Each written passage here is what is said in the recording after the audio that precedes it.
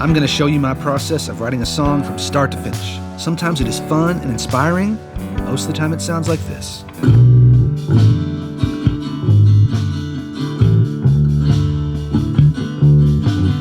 I teased a big announcement in an email earlier this week, and my announcement is that I don't have an announcement to make. But for the first time in my life, I can say this, I've been wanting to say this forever, that I had to get a lawyer involved.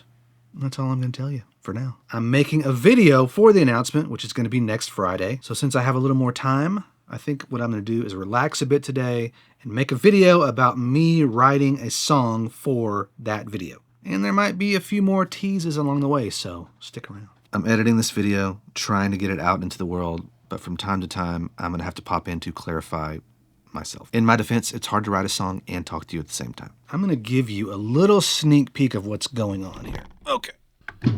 Whoa.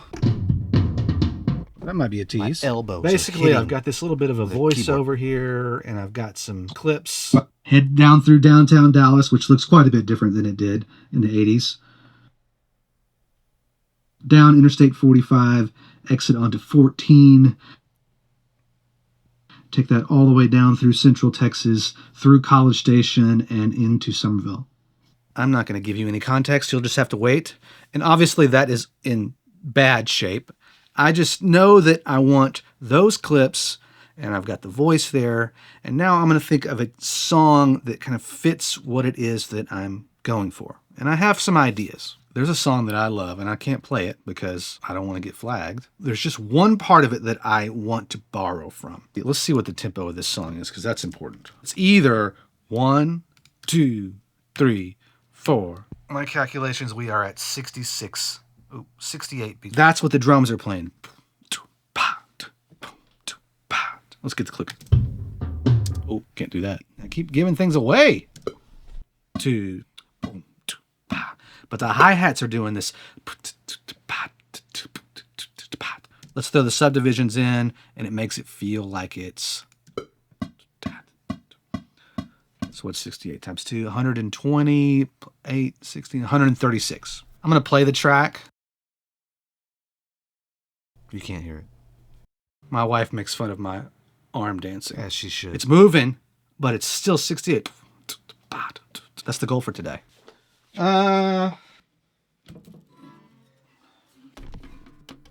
know what? Let's try something. I always think that I need to do manual controls, but we're going to go auto ISO. Yeah, that way I can go down here. ISO stays nice and bright. Look at me.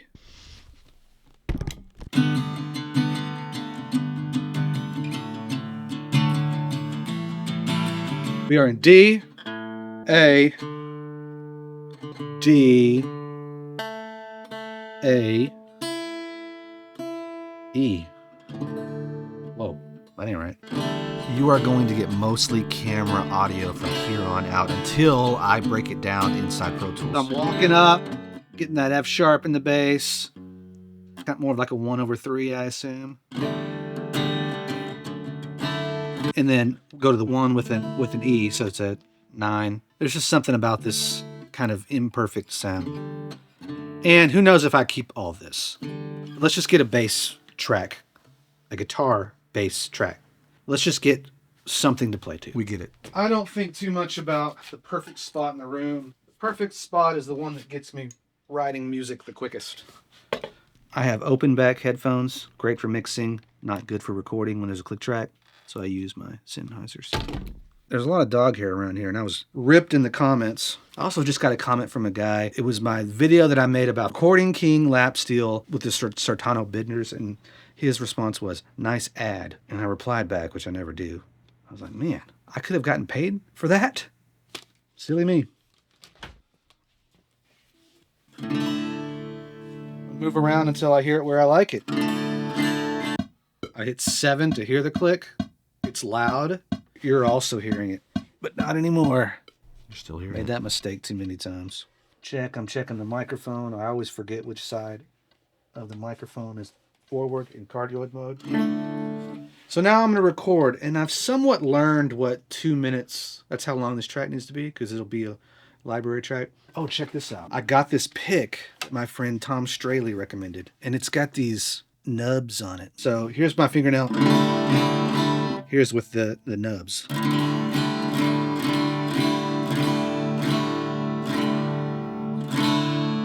I'm gonna roll with that. Just makes it aggressive. It's a totally different feel.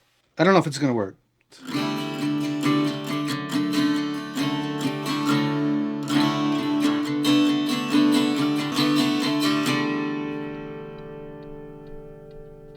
Turn the click off and do.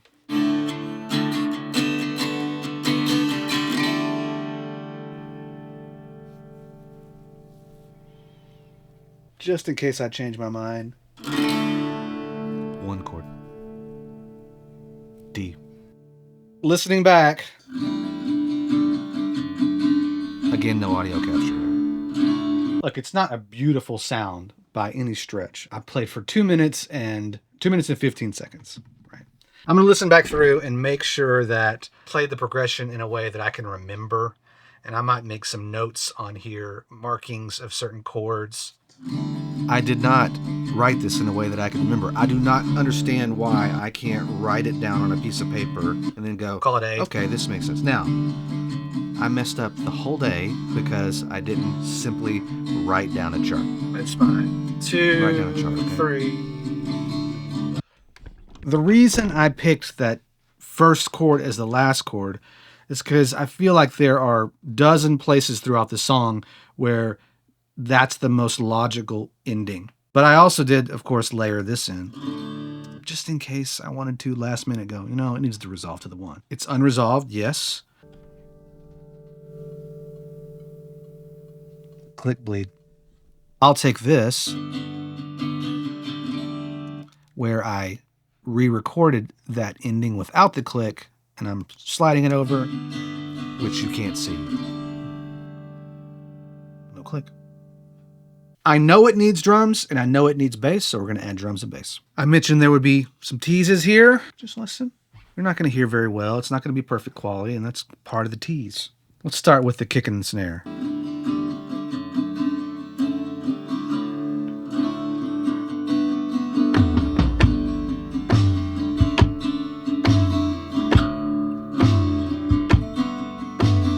I'm sorry I can't show it to you.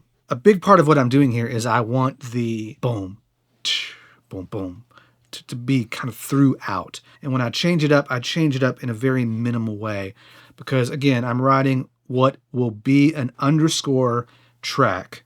So I don't want dramatic changes. Again, changing without changing is a huge part of this channel. And now I'm going to add that hi-hat that I really wanted. I'll let you see my fingers, what I'm doing here. I've got these stretched out on multiple octaves.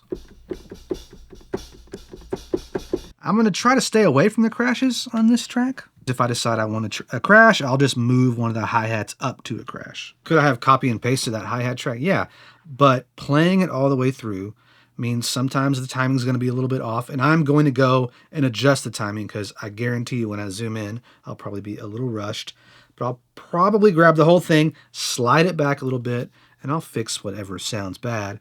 But the dynamics change throughout the song, and I'm trying to match that acoustic guitar. That snare's a bit deep. I'm already telling you right now, that acoustic guitar is probably going to go away. I have 2 basses. This is my old jazz bass that weighs 5,000 pounds. It is so deep. And I am going to run it through my Kemper. Looks like I already have an Ampeg setting on there. I'm reaching down here to grab my cable that's just lying on the ground.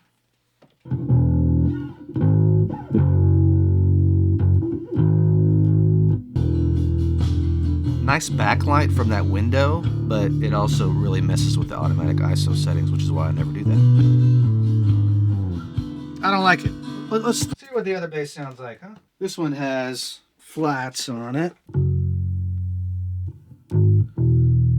Yeah, I think that's more the vibe for this tune.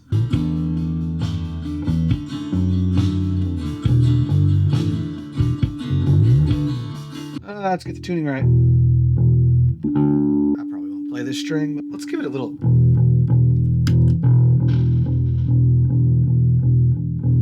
Okay, you know what we need? I'll be right back. We gotta stand up. There. All right, let's see what we got.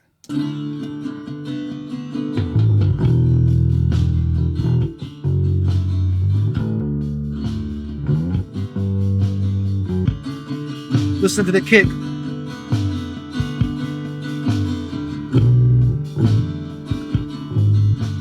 Hey, yeah. Oh.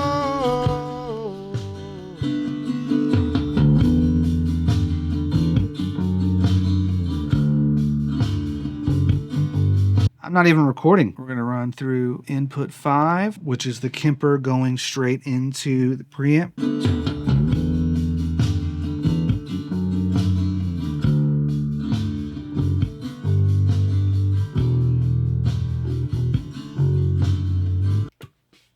I have another sound that you can't see. 3,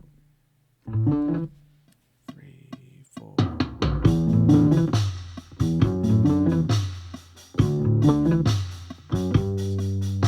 Just a little color. I like that sound far more than I thought I was going to like it, so stay tuned.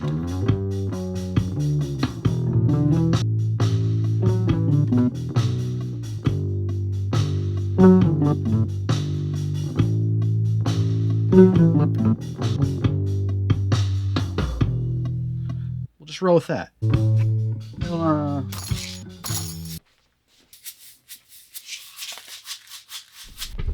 Oh, get rid of that.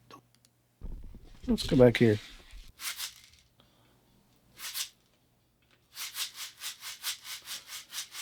But I just think that when you record all the way through, it ends up being better. I might even leave some of those mistakes because that happens in real life. You just assume something's going to happen, it doesn't happen, and then you have to figure out how to get out of it. And sometimes that's a creative thing. I love tambourines, and it's not going to be that type of thing for this tune. I think it's just going to be more of a just adding a little top into that backbeat that's really deep.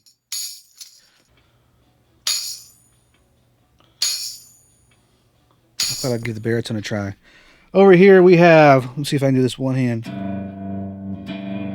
We have a matchless rig on the Kemper. Compressor, boost, slap delay. What are you seeing? You have the tremolo, see it? And then another delay. I'm just gonna noodle.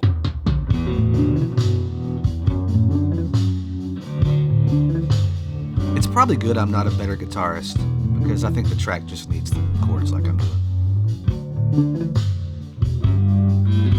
Back to the piano. Well, how about we put it over here? It's not the worst angle in the world. Let's just run this thing.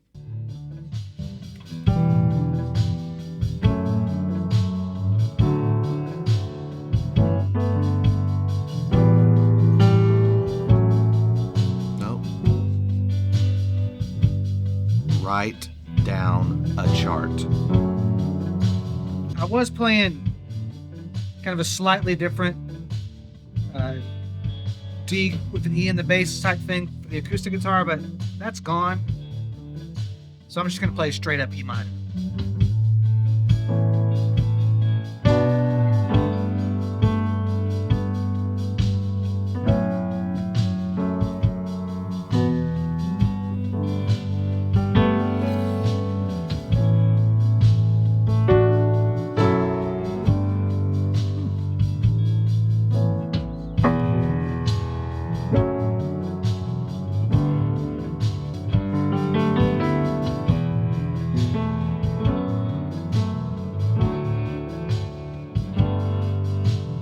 Headphones on. Let's record this. Family's coming home. I got to be done recording.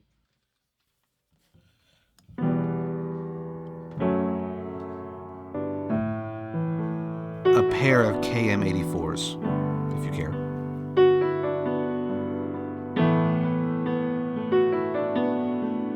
I think I've got one to choose from. I have just a few minutes left. I've got my high string guitar in Dadgad. Go watch my video about high-strung guitar. Not Dadgad. That's E. Dadgay.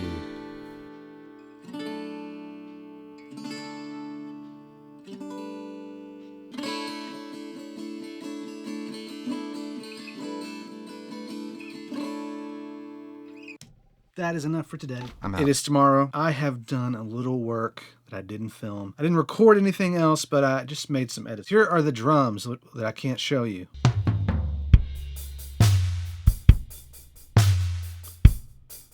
That snare is like a tom with snares on it. I added this shaker here. But just to add those subdivisions. Tambourine for emphasis.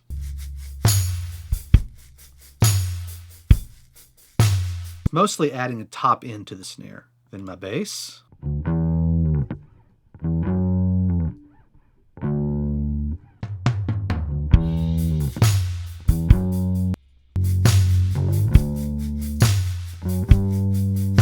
Now let's look at this piano.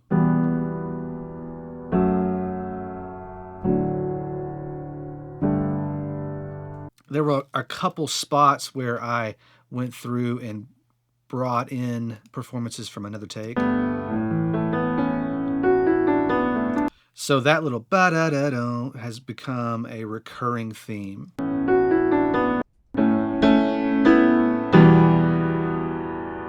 I'm out of my felt phase, and I love the way that Kawai sounds, especially on these kind of folk indie tracks. Here we have this sound that I also can't show you. Got some delay on it. There's a lot of low end in this track I might get rid of. It's also got this effect that's making it stereo, which I may or may not use in the mix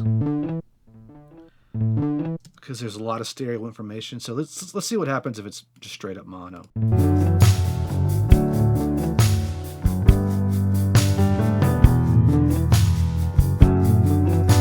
Back to stereo.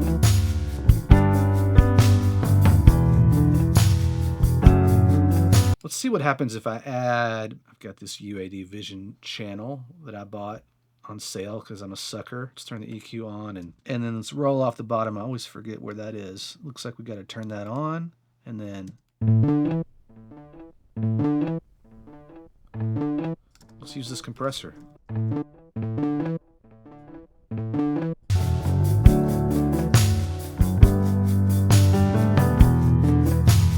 And then I did the same thing and raised it up an octave. So here's this.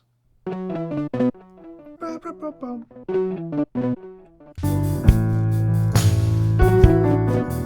the piano there. Maybe too much delay.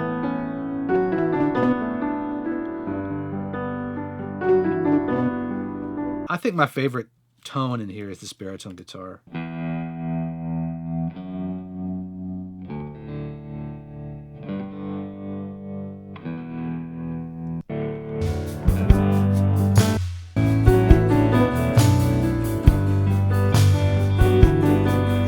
Kind of sounds like pizzicato strings. Maybe there could be a string line to go with that. I took my old harmonium sample, which is gone for now, but it might come back. I like to build pads out of sounds. Now if I add a little altar boy, get that extra octave, decapitator, just helps it be a little more aggressive, especially in the lower end that you're not hearing right now. And then Tal chorus, which I love. And then Echo Boy, of course. I don't really want you to hear this as much as feel it.